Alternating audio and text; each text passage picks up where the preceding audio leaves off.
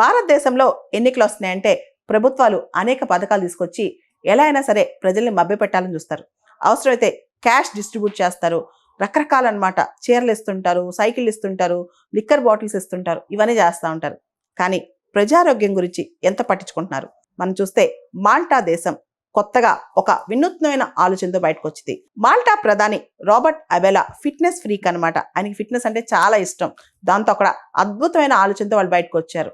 ఎవరైతే మాల్టాలో యూత్ ఉంటారో 16 నుంచి 21 సంవత్సరాల మధ్య యువతకి వ్యాయామశాలలో అంటే జిమ్కి ఫ్రీగా వెళ్ళి 6 నెలల పాటు ఫ్రీగా జిమ్ చేసుకోవచ్చు అనమాట. దాంతో బాడీ ఫిట్నెస్ పెంచుకోవచ్చు. దాదాపు మాల్టాలో 80% యువత ఈ స్కీమ్లో అప్లై చేసుకున్నారంట. వాళ్ళందరూ కూడా చాలా ఉత్సాహంగా అప్లై చేసుకున్నారంట.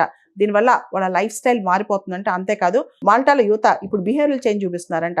రెగ్యులర్గా ఫిజికల్ యాక్టివిటీ చేయడం, దాంతోపాటు సెడెంటరీ లైఫ్ స్టైల్ని పక్కన పెట్టడం అండ్ ఓవరాల్ పబ్లిక్ హెల్త్ ప్రజారోగ్యం అనేది పెరిగే అవకాశం కూడా దీనివల్ల కనిపిస్తుందని చెప్పి మాల్టాలో అధికారులు చెప్తున్నారనమాట.